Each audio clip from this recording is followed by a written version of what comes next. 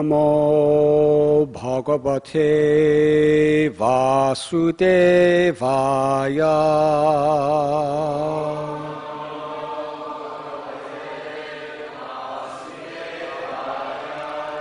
Om Namo Bhagavate Vasudevaya.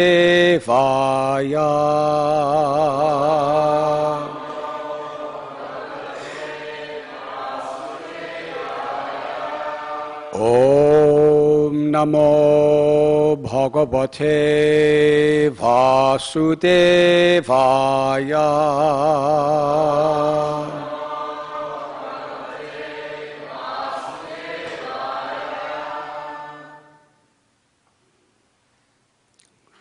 What is the verse today?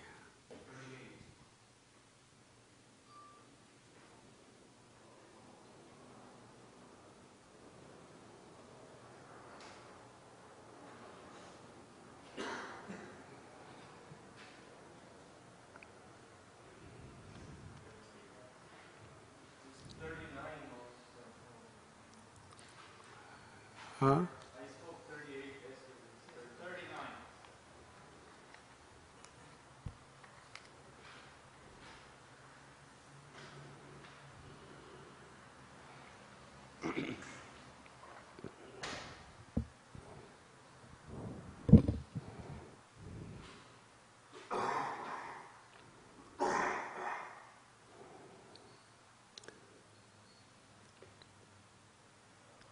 Ataha bhavatava mahimamrita ras samudra vipusha sukrid avalidaya.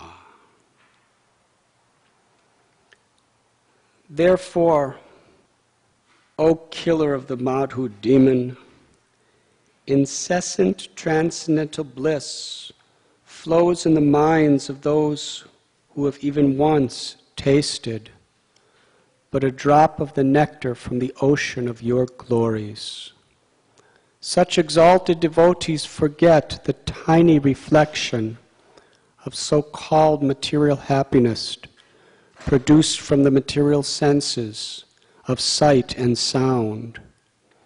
Free from all desires, such devotees are the real friends of all living entities, offering their minds unto you and enjoying transcendental bliss.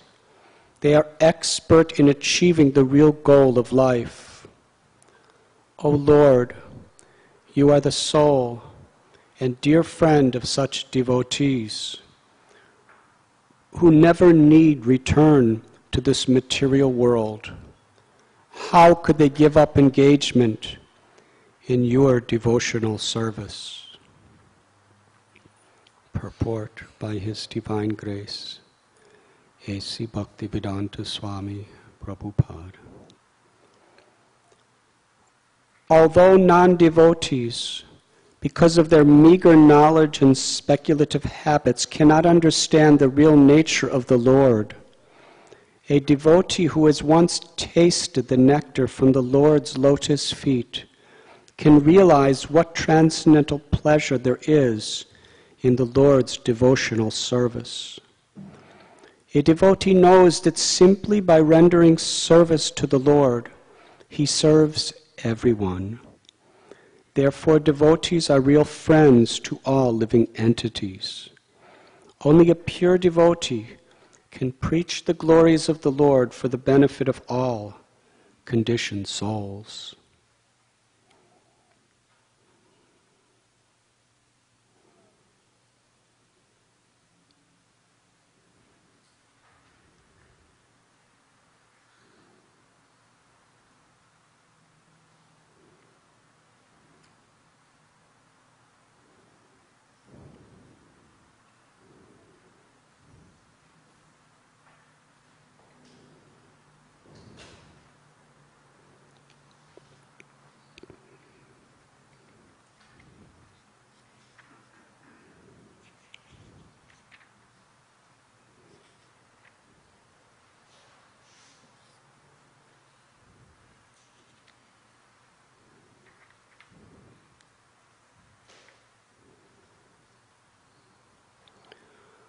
Om Akyantimidandasya Jnananjanachalakaya Chakshurun Militam Jena Tasmai Sri Gurave Namaha.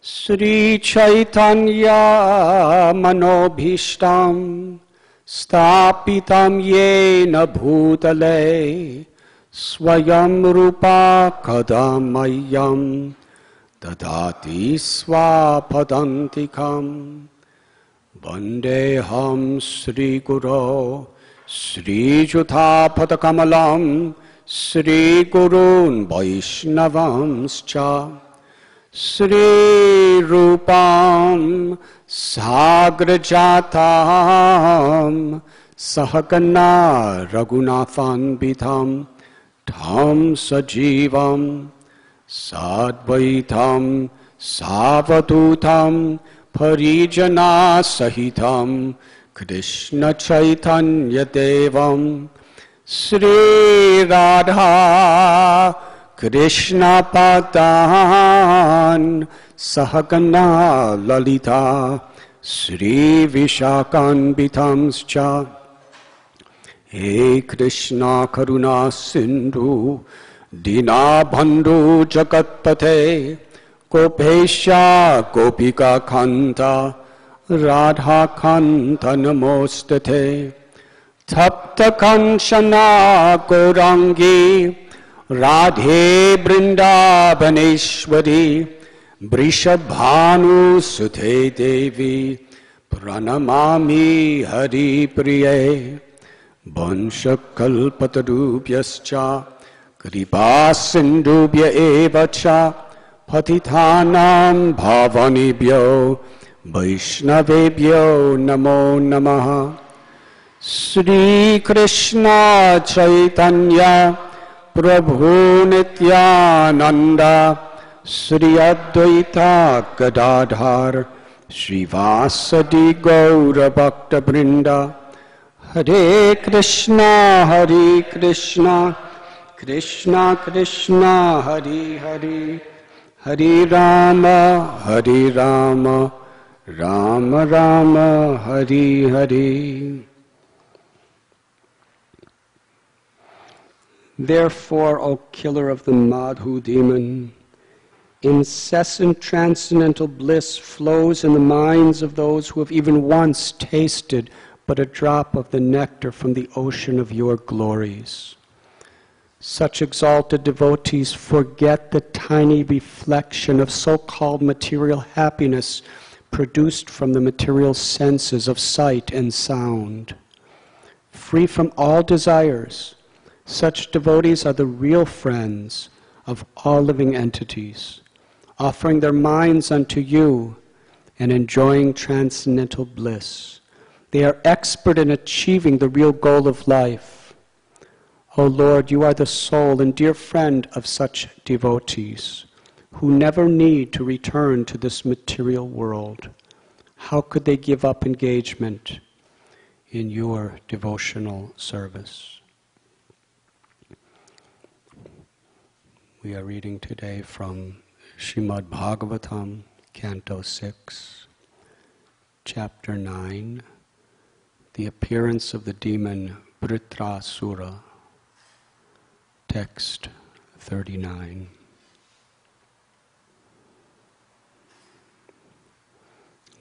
This story from Srimad Bhagavatam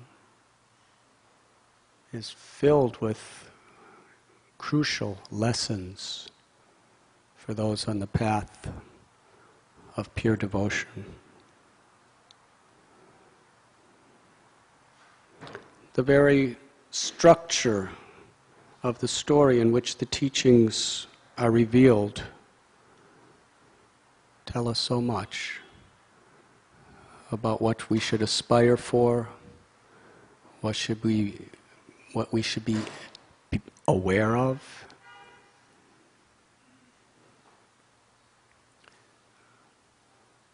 We could begin from so many different places. It's a really complex story. But in this particular verse, the Devas are praying to the Supreme Lord Vishnu.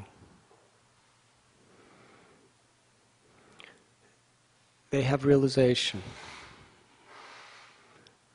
of how powerful the inclination for enjoyment is within this material world. The mind and the senses are craving for pleasure and fearful of anything that will interfere with whatever pleasure there is. And these great souls offering these prayers, by the power of their austerities, by the power of their charity and good works, they have attained a karma where there is immense pleasures, millions of times greater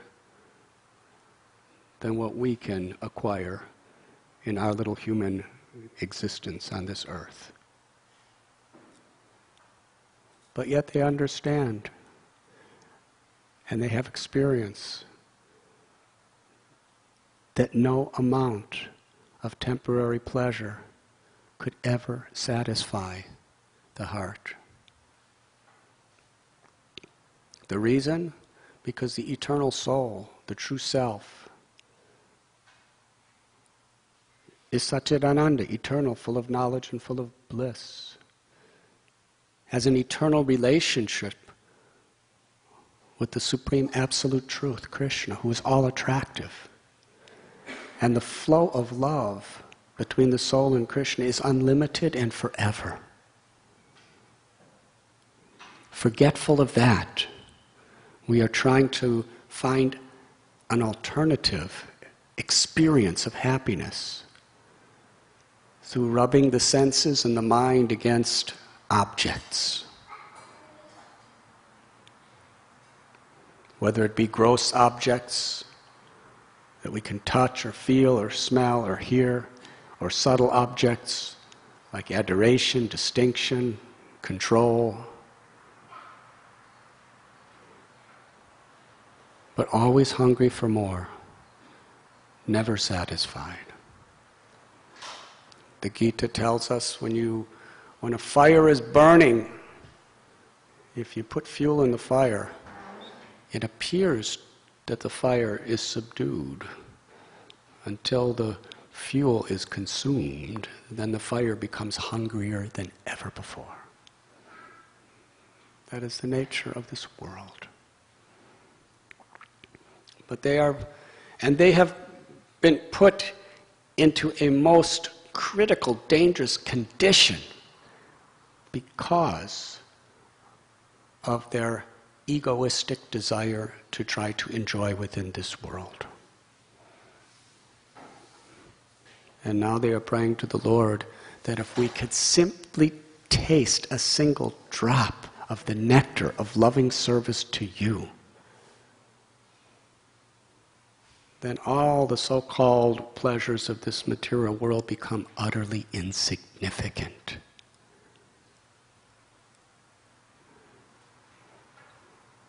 And the particular situation that they're appealing to the Lord because of is an incredible, unconquerable, massive demon named Vritrasura that has attacked them.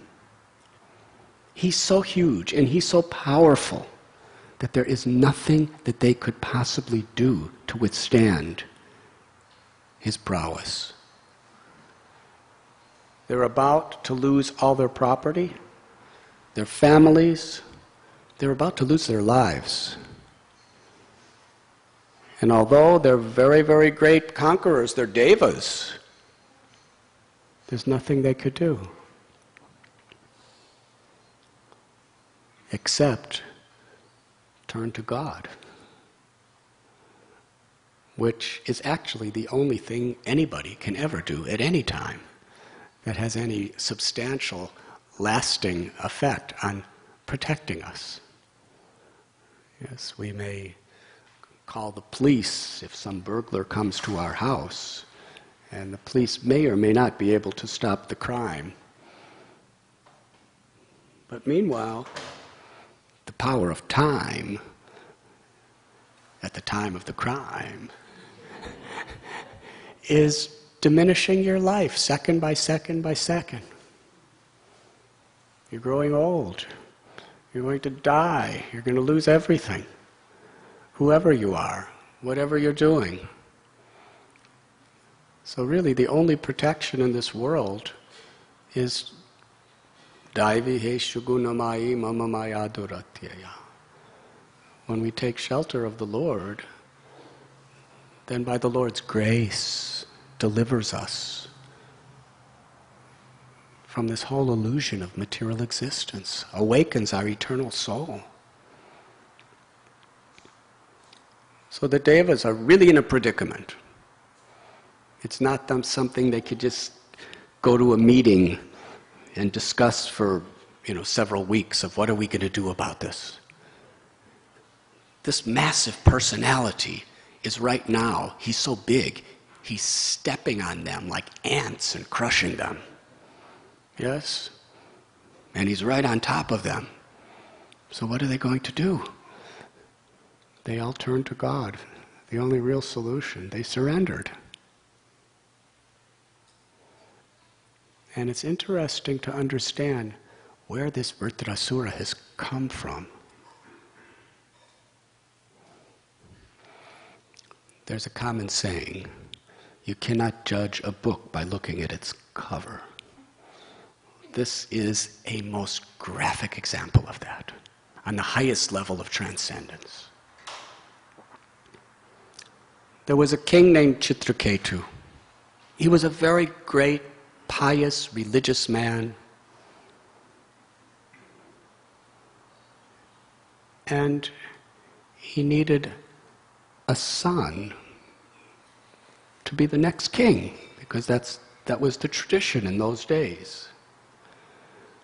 In fact, just 3 days ago, I was with a musician, and he told me that he was in a country which has a king, and there was a big marriage. It was Monte Carlo.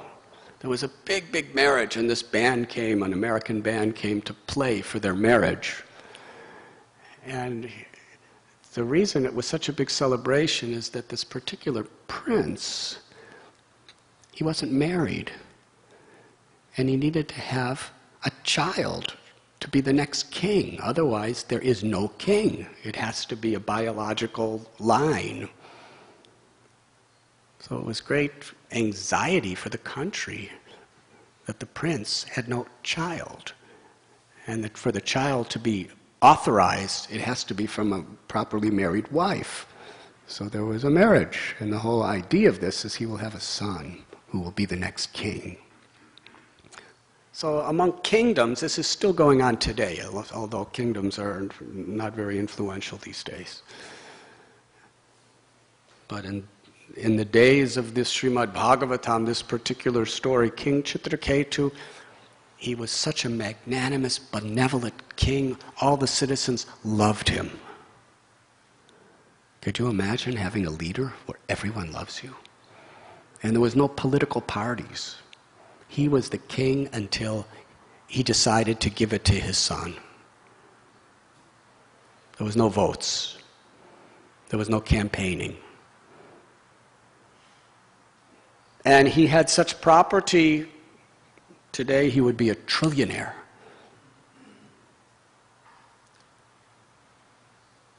But he had no son. He had no children. So he felt so destitute that I'm not performing my duty, because someone, on behalf of my ancestors, my forefathers, somebody has to take over after me. So Narada Muni and Angira Muni, they came to visit him, and he said, I'm so sad. Everything is going super excellent in every way, but I don't have a child.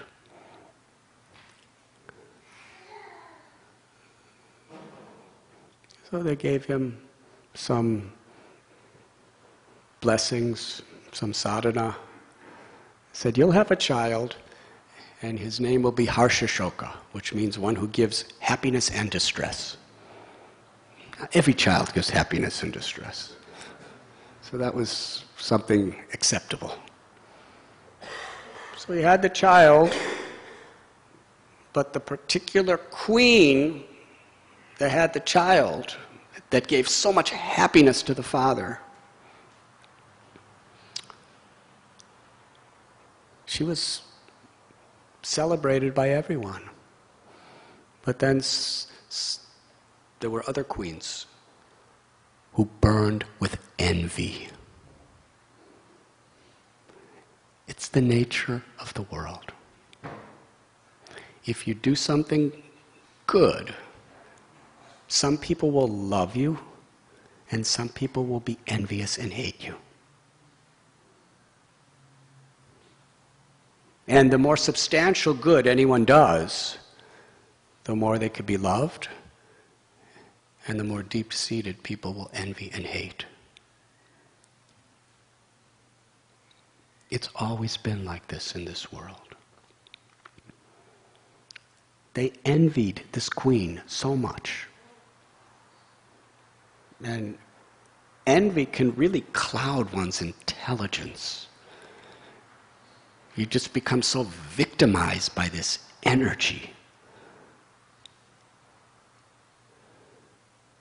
that they secretly poisoned the baby. The baby was dead. Now, everything the king was yearning for and suffering because he didn't have, he rejoiced when he got it. But to the degree you're attached to something, to that degree it hurts when it's taken away. And dukkhalayam ashashvatam. In this world, everything eventually is taken away. He was in total distress. He couldn't do anything. Then Narada Muni came by again. And Narada Muni, he told the little dead baby to wake up. He said, why have you left your father? And the dead baby spoke transcendental knowledge. He said, actually, I'm not this body, I'm the eternal soul. I'm not dead. There's no possibility of the soul being dead. I was called to be in this body for some time due to my karma. Now I'm being called somewhere else. Who is my father? I've had so many fathers. I've had so many mothers.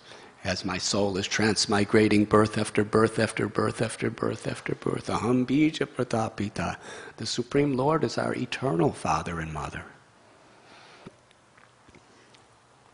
When Chitraketu heard this, he was enlightened. He totally took shelter of the Lord and became a great saint. Transcendentalist, who was purely an instrument of compassion for everyone in this world. And that's how he ruled.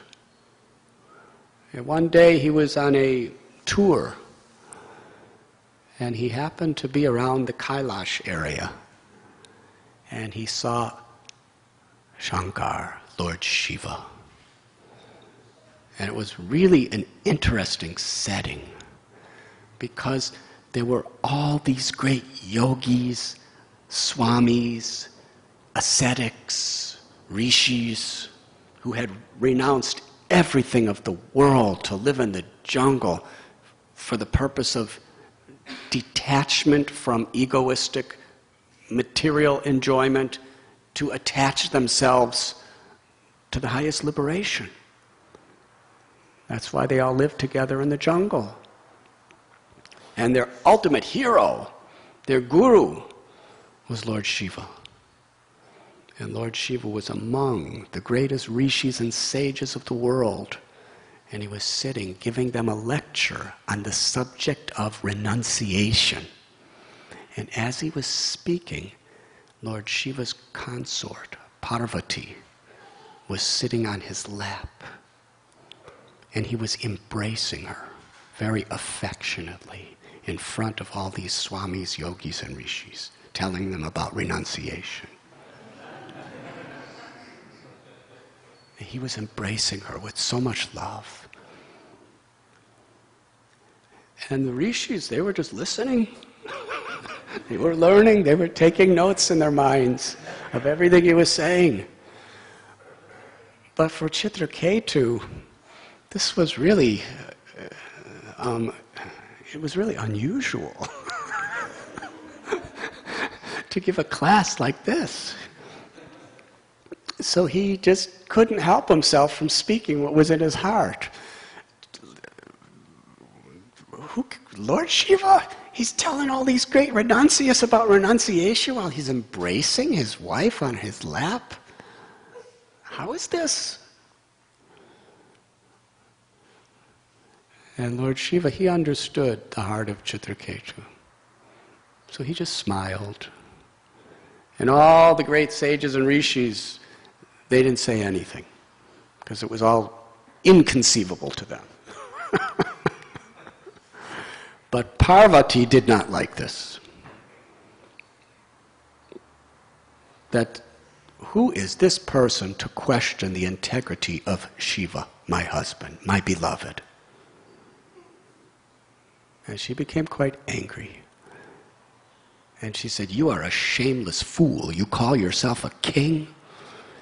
And you, because you are so proud of your power, your position, your beauty, your fame, you are so proud of all of this and all of your wealth that you have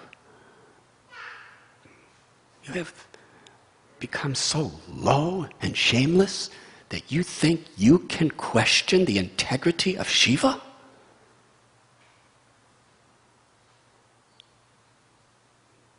Therefore, I curse you to lose all your power, all your fame, all your prestige, and to take birth in the lowest family of demons.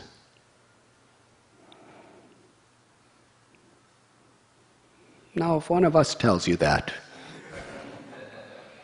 you'll say, who cares about you? But when Parvati says that,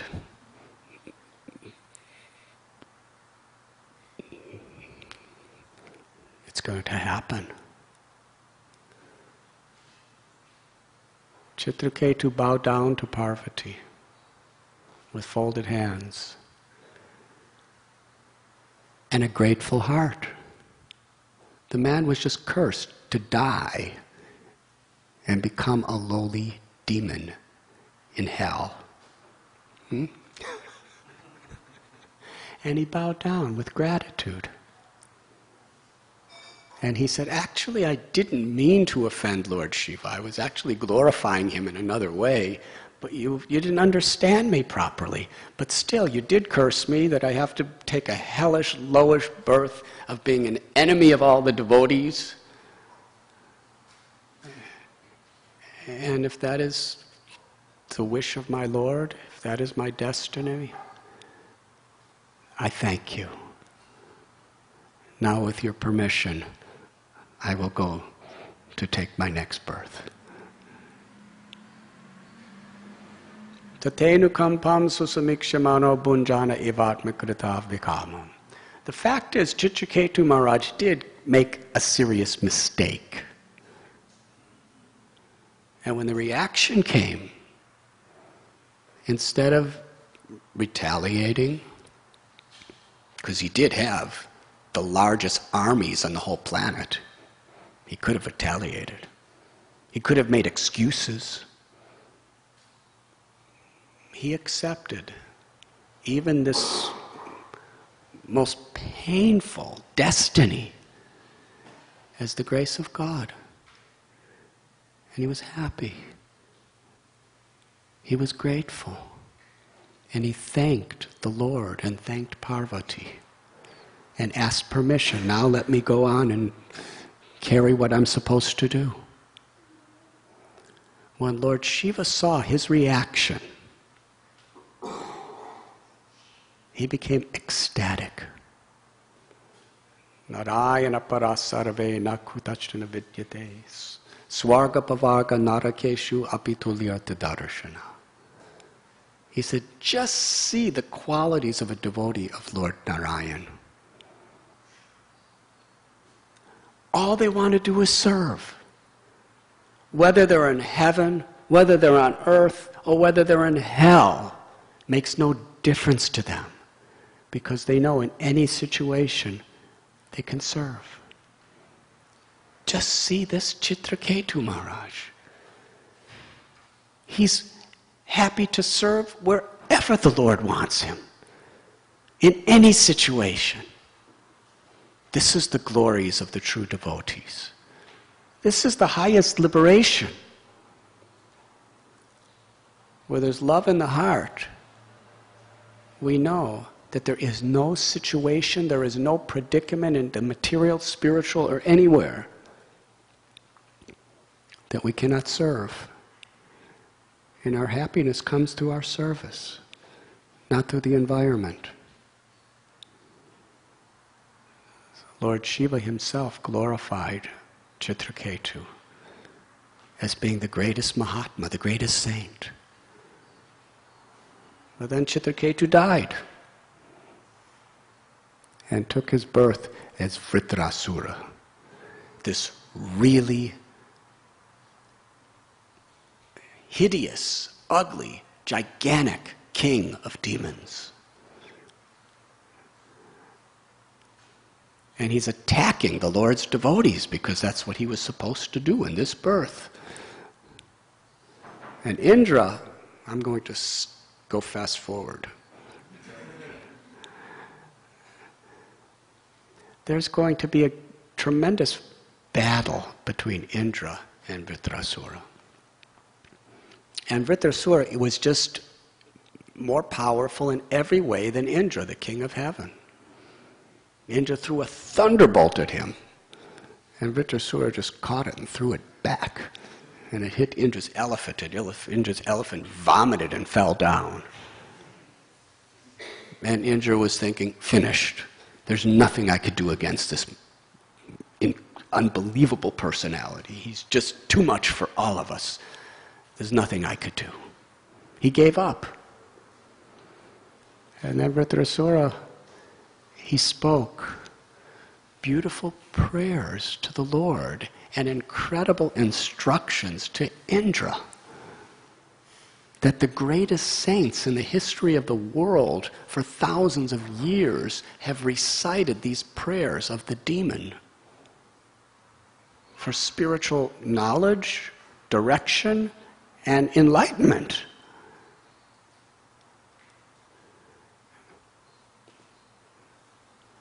Essentially, he tells Indra that you're supposed to kill me. Why are you afraid? You're afraid because you're so proud and you're so attached to all of your physical pleasures. I have no attachments. My destiny is that you're supposed to kill me and free my eternal soul from this demoniac body of mine that I was destined to. And I'm going to go back to the eternally supreme liberated position of loving service to my Lord. I'm just yearning and longing to be connected with my Lord. I'm only doing all this demon stuff because that was my destiny. But in my heart, I'm constantly meditating on the beauty and the sweetness of my Lord and being an instrument of the Lord's compassion in everything I do. Kill me! You are so attached to your materialistic situation. You are so egoistic. Therefore, you're reeked with fear of losing it. You're so attached to your physical body. You're afraid of death. You're so attached to your position and your power. You're ashamed that you're being defeated by me. But as for myself, my only attachment is that most beautiful, gracious, and loving Lord of my heart, who's waiting for me, and I'm waiting for him. So give up your cowardice, your ego, and your attachment. You're going to win the battle, and you're going to have to go on suffering, trying to protect your kingdom and enjoy your life. But I'm going back to the spiritual world. So who's going to be the winner of this battle? Defeat me, and I will attain supreme victory. This is a paraphrase of the dialogue.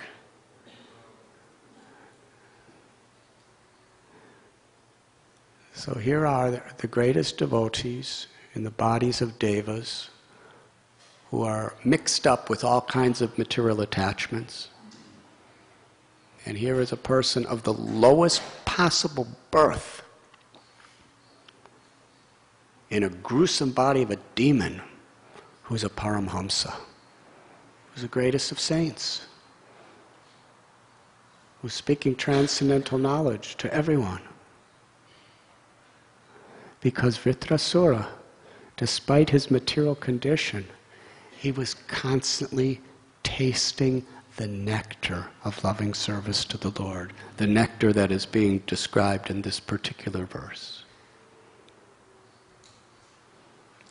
Srila Prabhupada would sometimes quote the verse, Vaishnavera Kriyamudra Vigyana Bhujai, that we can't always understand the mind of a great soul. And this particular story very much highlights this principle. Is there any questions?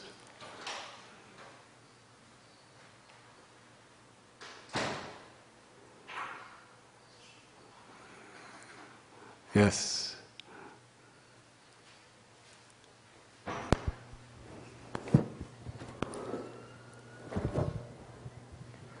Thank you, Maharaj, for this very wonderful class. I was wondering what would be the main practical lesson for us to learn from this specific episode. We shouldn't be attached. We should be very careful to judge great souls.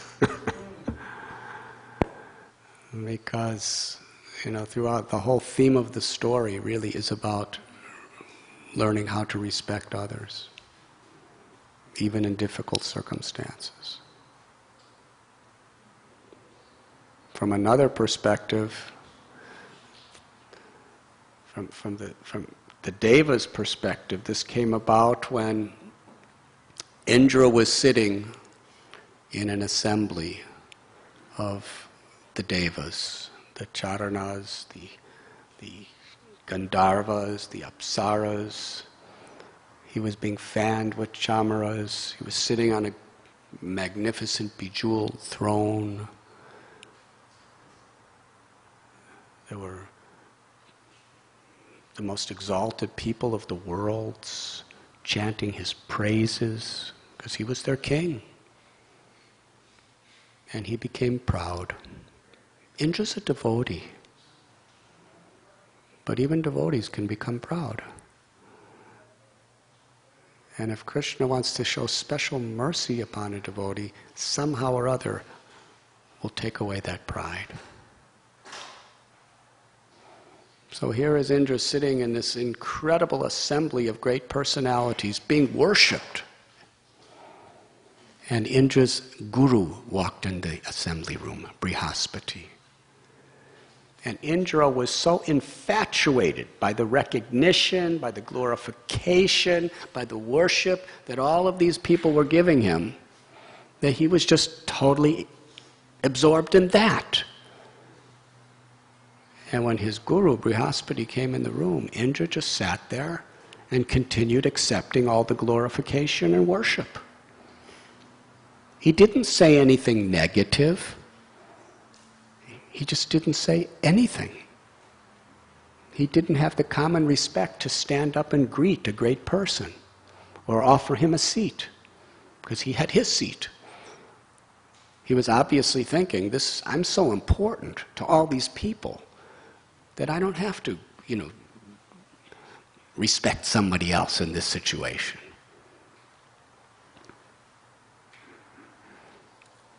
Brihaspati saw the heart of Indra, and he understood exactly what was going to happen, that Indra was going to lose everything.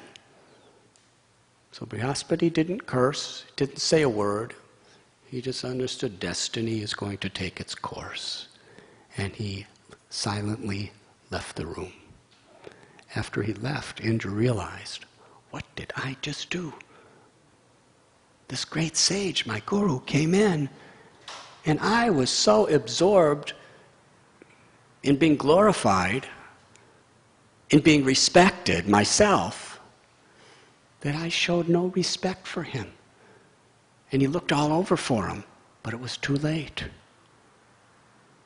And he knew at that time, I'm going to lose everything.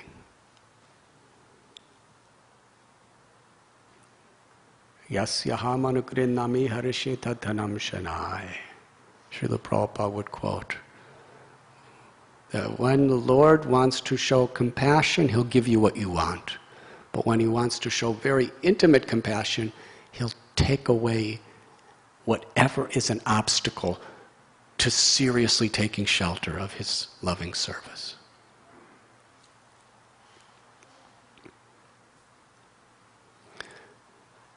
Now, from another perspective, we read in the Bhakti Ratnakar about when Rupa and Sanatana Goswami, when they were living as the Home Minister and the Prime Minister of the entire kingdom of Bengal, which went all the way down through South India and Orissa, Andhra Pradesh. It was very powerful. Actually, they couldn't go into Orissa, I'm sorry. But it was a very expansive. King Prataparudra was Orissa. But the king of Bengal was very powerful, mass provinces. And he gave so much power and wealth to Rupa and Sanatana, who were then Dabir Khas and Sakar Malik by name. They were multi-billionaires. Magnificent palaces. Have any of you ever been to their place, Ramakeli? There's Rup Sagar and Sanatan Sagar. It's where they would bathe in beautiful gardens. And we brought several thousand people there. And all of us only just took up one corner of the bathtub of Sanatana Goswami.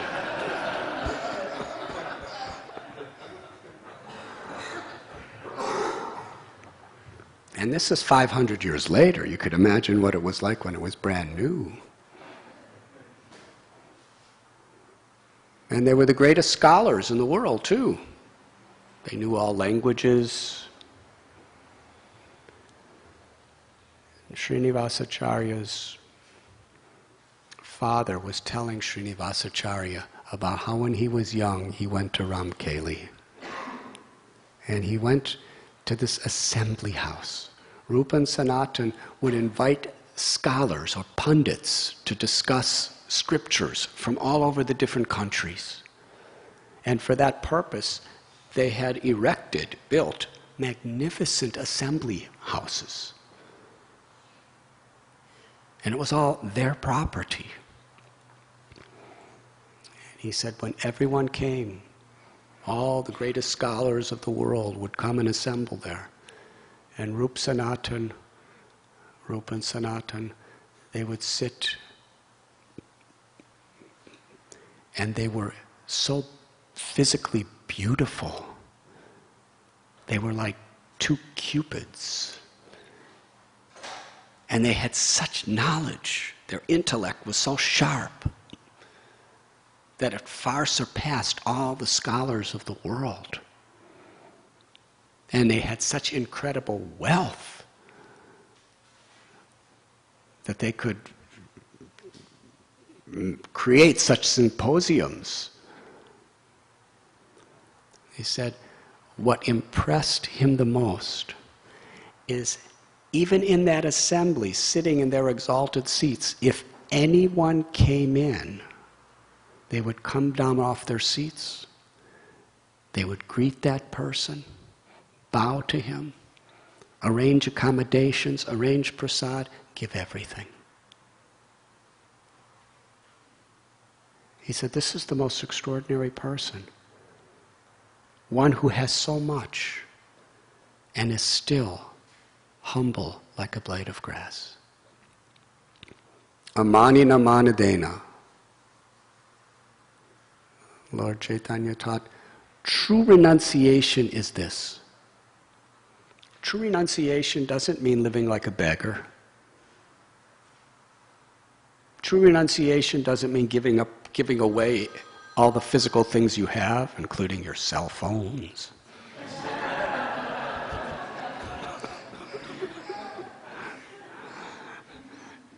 The beginning of renunciation is turning it off in class, though.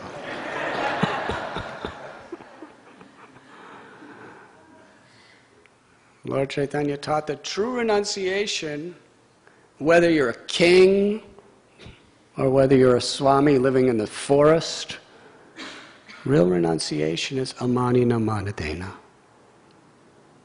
To give all respect to others and not to expect respect for oneself.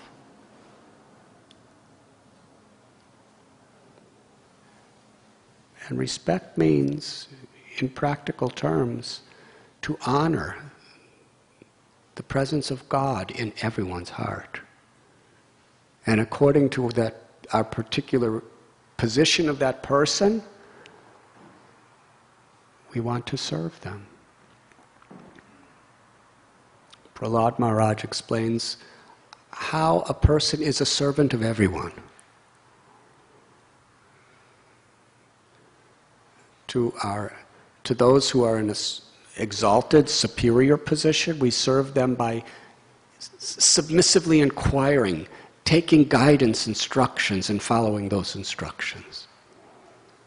To those who are our equals, we serve them by becoming intimate, confidential, and true loyal friends in the service of the Lord. To help each other, to elevate each other in every way, physically, emotionally, spiritually.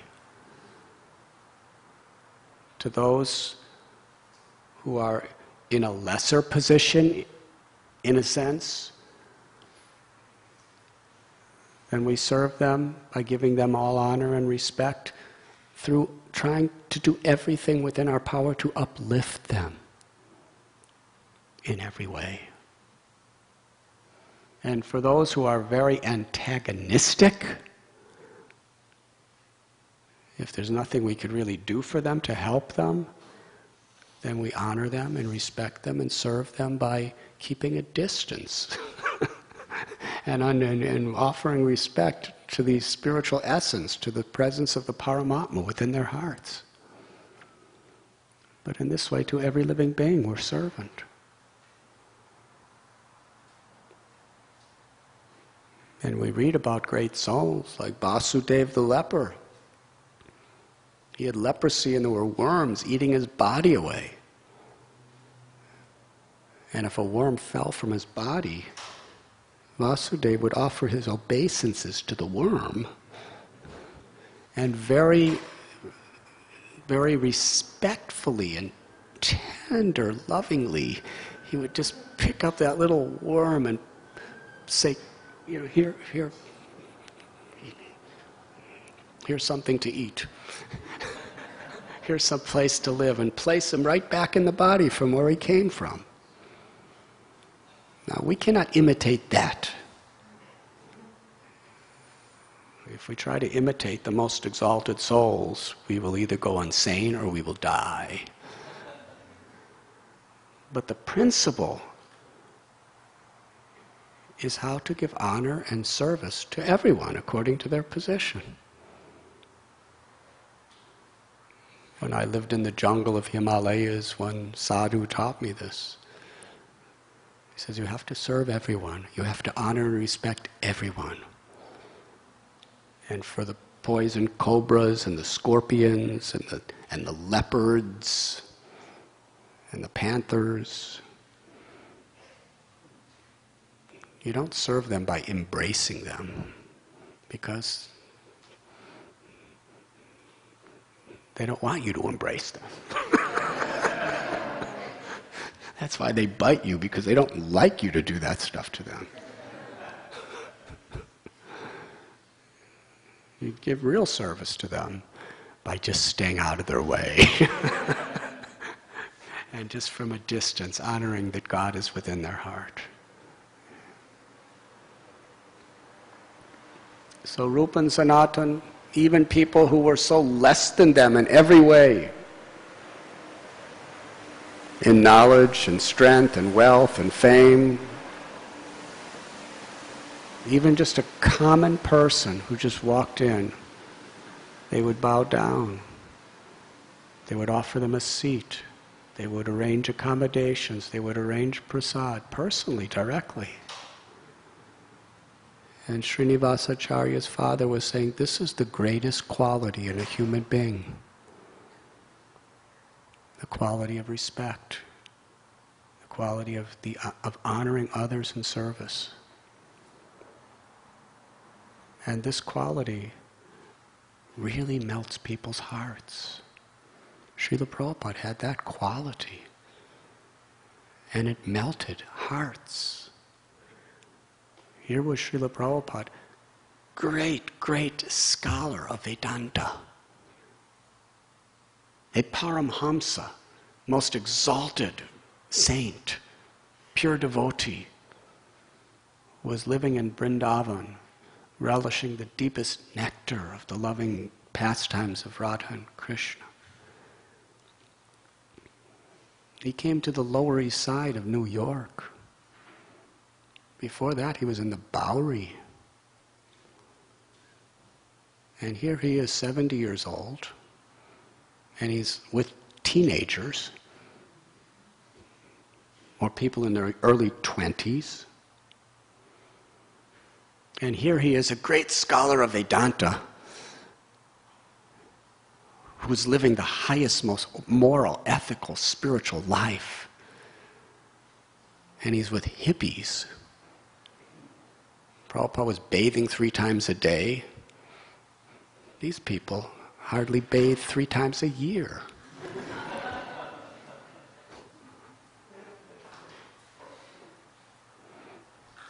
Prabhupada was living by the highest standards of spiritual morality. And these people, for them, they were free sex. They were coming totally intoxicated with drugs and alcohol. They'd come in just after eating meat, gambling their lives away. And Prabhupada would honor them, respect them, and serve them. A 70-year-old man serving, honoring, showing love and affection to teenage hippies.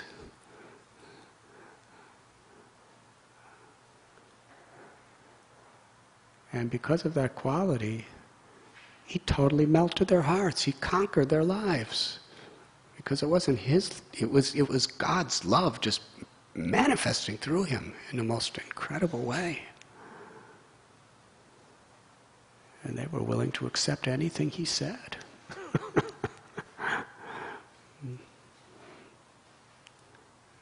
And that was Prabhupada's quality throughout. One of our God brothers tells the story that Prabhupada was sitting in a Guru Puja in Mayapur, and hundreds of people were chanting Guru Puja, glorifying him as their spiritual master. And one devotee had like a wound on his leg, a boil or something like that. And Prabhupada saw that, and while everyone was chanting and dancing and praising him, and he was sitting on a beautiful asana, he called that person over. Said, what is this? And he started writing down What kind of medical cure? Because Prabhupada knew everything.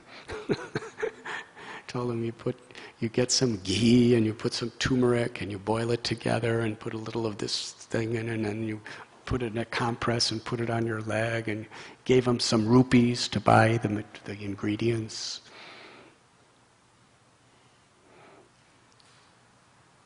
To a disciple. He just wanted, it was just his nature to serve, to love. And he was only accepting honor and glorification just to serve everyone, to help them to make spiritual progress. Nothing for me. Everything is for the people, so that they could progress. Whether it was cooking for them, whether it was putting medicine on them, or whether he was giving lectures to them, whether he was chastising them, whether he was accepting worship from them. It was all in the mood of honoring the soul and serving others. This is the basic principle of renunciation. This is the basic principle of human life and its purpose. Amani namanadena. And this story, from so many directions, is illustrating this. Indra lost everything because that's what he needed to do so that he could learn how to honor and respect others and not be infatuated by false pride. And however big or little we may be Indras within this world, this is the message of the Srimad Bhagavatam. Does that answer your question? Thank you very much. Srila Prabhupada ki jai.